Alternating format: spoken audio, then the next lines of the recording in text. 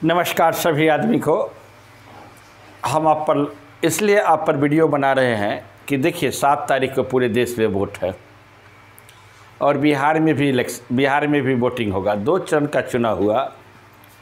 2 चरण के चुनाव में लगभग 190 सीट पर चुनाव हो चुका है और जो ये थर्ड फेज का भी चुनाव हो रहा है। लेकिन जान लीजिए, हम बार बार कहते हैं वोट उसी को दीजिएगा। देखिए, सबसे अधिक बेरोजगारी का रेट 2014 से लेकर 2024 के बीच बढ़ा है। लगभग 45% रेट बेरोजगारी का बढ़ा है। हालांकि इसके डाटा को मैनिपुलेट कर दिया गया, बेरोजगारी को रेट को कम दिखा दिया गया, लेकिन सबसे अधिक बेरोजगारी 2014 से लेकर 2024 के बीच में बढ़ा है। ऐसी स्थिति में बेरोजगारी क्यों बढ़ा? मतलब कि नौकरी नहीं मिली तो लोग कहते हैं प्राइवेट नौकरी। सरकारी का निजीकरण किया गया, तो निजीकरण में जॉब कहाँ? भारत के जैसे बम्बई जैसे आईआईटी संस्थान में 20% लड़के बेरोजगार हुए। गवर्नमेंट का क्या काम है? रोजगार को जनरेट करना। ठीक है, सरकारी नौकरी धीरे धीरे आप समाप्त करने की ओर जा रहे हैं, लेकिन आपका क्या काम है? नौकरी को जनरेट करना, रोज़गार देना, या प्राइवेट सेक्टर में हो या सरकारी सेक्टर में हो। लेकिन रोज़गार जनरेट नहीं हुआ 2014 से लेकर 2024 के बीच।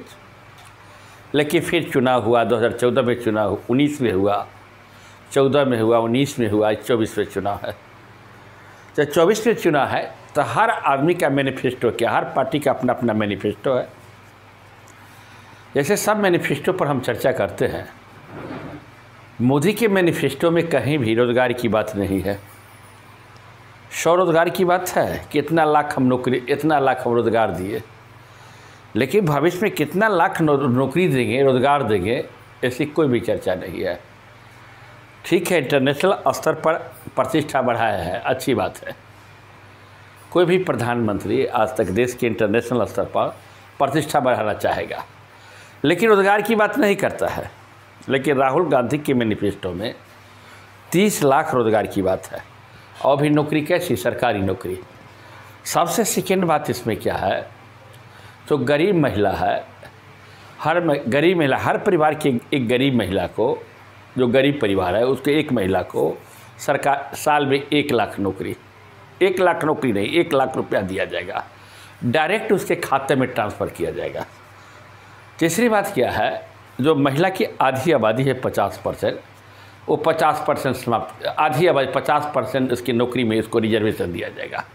इन्होंने नौकरी पर बात किया है, रोज़गार पर बात किया है। तीसरी बात क्या है? चौथी बात, एक इंटरव्यू राहुल गांधी को सुन रहे थे, अग्निवीर पर बात किया। अग्निवीर को उन्होंने कहा कि अपना घोषणा में भी निकाला है कि अग्निवीर जो कॉन्ट्रैक्ट का है 4 साल पर कॉन्ट्रैक्ट।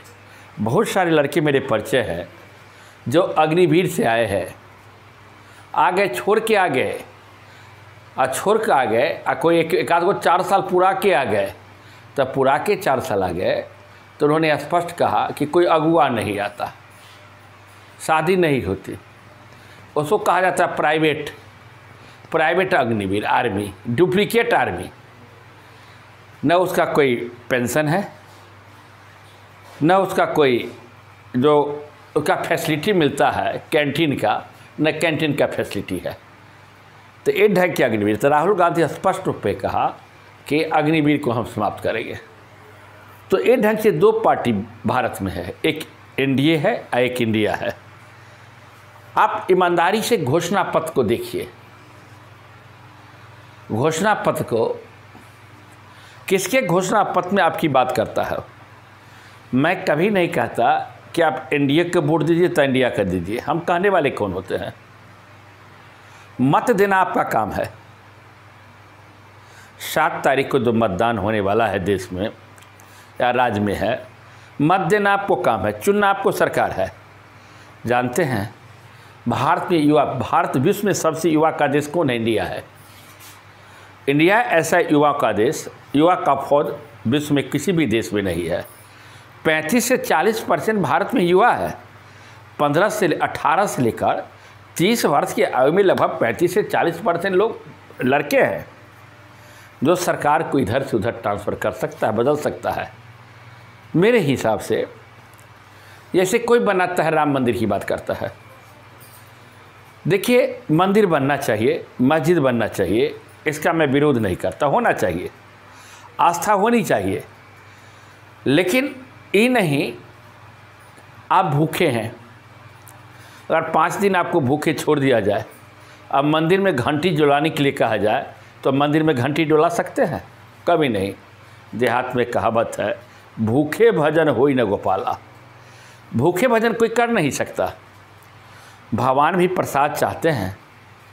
भगवान की जो भी पूजा करने जाइएगा तो उसमें प्रसाद चाहिए। प्रसाद कहाँ से आता है? पैसे से आता है। ऐसी स्थिति में अगर मंदिर की बात कोई करता है, कोई मस्जिद की बात करता है, हमको समझ में नहीं आता। जब इलेक्शन आता है तो मेन मुद्दा स्ट्रीम पर बात होनी चाहिए, किसान पर बात होनी चाहिए, रोज़गार पर बात होनी चाहिए, जीडीपी पर बात होनी चाहिए, देश के भविष्य की आर्थिक स्थिति को कैसे सुधारा जाए, बेरोजगारी को दर को हम कैसे घटाएंगे, हम प्राइवेट और सरकारी सेक्टर में किस ढंग से जनरेट करेंगे नौकरी को, उस पर बात होनी चाहिए। न कि आपको हिंदू और मुस्लिम पर बात होनी चाहिए।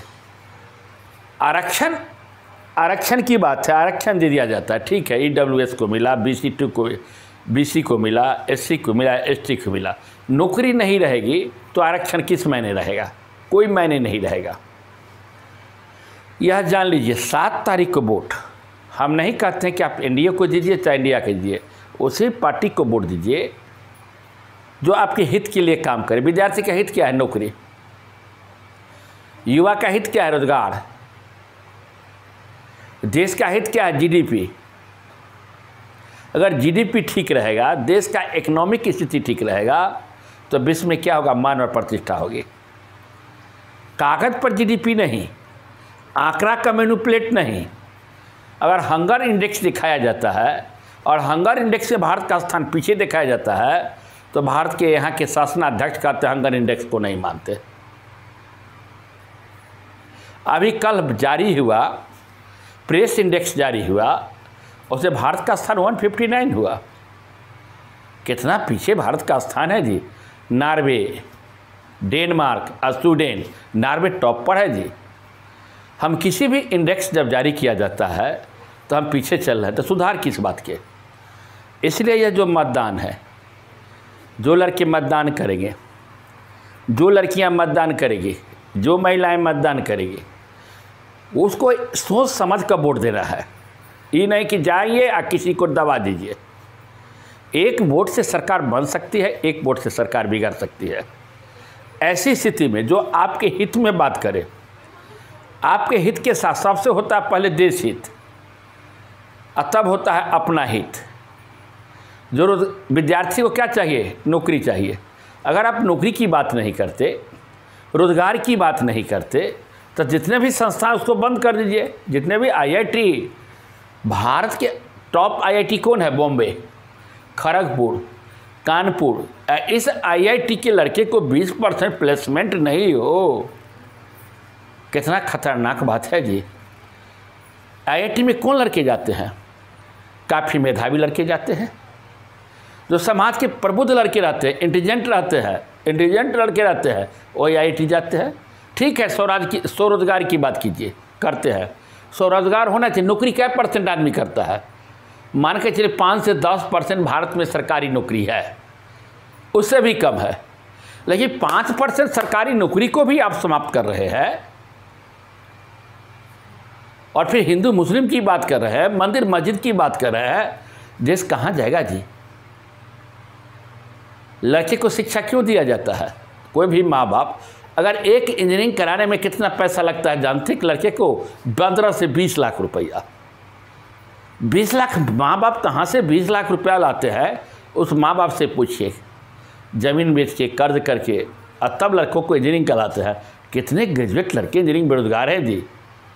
अब बेरोजगारी का रेट कितना बढ़ रहा है जी। मेन फोकस होना चाहिए बेरोजगारी पर। नौकरी पर फोकस होना चाहिए, स्वरोजगार पर फोकस होना चाहिए। हम सिर्फ सरकारी नौकरी की बात नहीं करते, हम सिर्फ स्वरोजगार की बात करते हैं। आप रेलवे जैसे संस्था को प्राइवेटाइजेशन की ओर ले गए, तब तो हद हो गई। जब तक 4-5 दिन पहले NDTV पर रेल मंत्री का इंटरव्यू था, रेल मंत्री ने क्या बोला जानते हैं? 2014 से 24 तक 5 लाख रेलवे में नौकरी दिए। खरे खरे झूठ। सेकेंड ने उससे पूछा गया क्या रेलवे प्राइवेटाइजेशन की ओर जा रहा है, तो नहीं, प्राइवेटाइजेशन की ओर नहीं जा रहा है। लेकिन जान लीजिए रेलवे के 25% 30% प्राइवेट हो चुका है। आप जाते होंगे AC में, चादर बिछाने वाला कौन रहता है? प्राइवेट आदमी। सफाई करने वाला कर्मचारी कौन रहता है? प्राइवेट आदमी। स्टॉल कौन लगाता है? प्राइवेट आदमी। तेजस जैसे 500 ट्रेन भारत में चलाया जाने की योजना है, चलाएगी गवर्नमेंट, कौन चलाएगा? प्राइवेटाइजेशन। अब धीरे धीरे बड़े बड़े रेलवे स्टेशन को प्राइवेट कर रहे हैं, रेलवे को प्राइवेट कर रहे हैं, रेलगाड़ी प्राइवेट चला रहे हैं। तो हमारा तो विचार है BBO भी प्राइवेट कर दीजिए कि 4 साल के पार्टनरशिप रहे, इसका दूसरा शादी कर रहे। तो सब तो प्राइवेट की बात करते हैं, ध्यान रखिएगा। वोट उसी को दीजिएगा जो आपके हित में बात करे। मैनिफेस्टो बढ़िया से पढ़ लीजिएगा, किसका मैनिफेस्टो ठीक है। अब मैनिफेस्टो ठीक है, घोषणा पत्र ठीक है, तो घोषणा पत्र पर कौन खरा उतरता है? जुमलेबाज कौन करता है? वोट देने जाएगा तो 5 मिनट जरूर पहले सोचिएगा। बटन जो दबाते हैं पी करता है, एक पिक्चर आएगा जिस प्रत्याशी को वोट दीजिएगा, उसको सही से सोचिएगा। आपका एक वोट महत्वपूर्ण है जी। आपका एक वोट से देश का तकदीर बन सकता है, आपके लड़के का भविष्य बन सकता है। घोषणाएं बहुत होती है, लेकिन इसी में आपको चुनना है सरकार को। उचित व्यक्ति को चुनिए, ईमानदारी व्यक्ति को चुनिए। दुनिया 2 ही पार्टी देश में लग रहा है, एक तरफ NDA, एक तरफ इंडिया। अब जिसको चुनिए, लेकिन सोच समझ का। 10 साल में क्या किए देख लीजिए, मूल्यांकन कर लीजिए। जो सेकेंड पार्टी किस ढंग से घोषणा पत्र करते उसका मूल्यांकन कर लीजिए। जाति पर तो वोट देना ही नहीं चाहिए। अगर पढ़ा लिखा व्यक्ति भी जाति की बात करे तो सबसे महाबेवकूफ़ है। पढ़ने का कोई महत्व नहीं। गांधी का कंसेप्ट था, जिसके पास विद्या नहीं, जिसके पास ज्ञान नहीं, वह व्यक्ति पशु से भी बदतर है। आपके पास मानव है, सबसे जानते हैं 84 लाख योनि के बाद मानव में जन्म होता है। आप विवेकशील प्राणी है, man is a social animal, विवेकशील है। आप जो मतदान का जो 7 तारीख का प्रयोग कीजिएगा, जब जब मतदान आती है तब तक हम वीडियो बनाते हैं। क्यों बनाते हैं? आपको कॉन्शियस करने के लिए, आपको जगाने के लिए। आपकी लाठी की मार लगती है जब वैकेंसी निकालते हैं। तो उत्तर प्रदेश में देखिए 7 दिन पहले क्वेश्चन आउट हो गया। क्यों क्वेश्चन आउट हुआ? बिहार में देखिए क्वेश्चन आउट हो गया। हर जगह क्वेश्चन आउट हो गया। इसके लिए कानून बनना चाहिए। राहुल गांधी से पूछा गया, एक लड़का पूछा इंटरव्यू में कि जब आपकी सरकार बाय द वे बन जाए, जो पेपर लीक होता है वह पेपर लीक पर क्या करेंगे? राहुल गांधी ने जवाब दिया, इस पर सख्त कानून बनाएंगे। ठीक है, सख्त कानून कैसा होगा मैं नहीं जानता, इसके विषय में मुझे कोई आइडिया नहीं, लेकिन वह व्यक्ति तो बोल रहा है कि सख्त कानून बनाएंगे। हम नहीं कहते कि राहुल गांधी को वोट दीजिए, कभी भी नहीं कहते इंडिया को वोट दीजिए, कभी नहीं कहते NDA को वोट दीजिए। या कहने वाले हम कौन होते? बार बार हम सफाई दे रहे हैं इस मैटर को। लेकिन हाँ, सोचना आपके काम है। दीजिए वोट, बहुमूल्य वोट दीजिए। फिर मिलते हैं अगले वीडियो में। जय हिंद, जय भारत।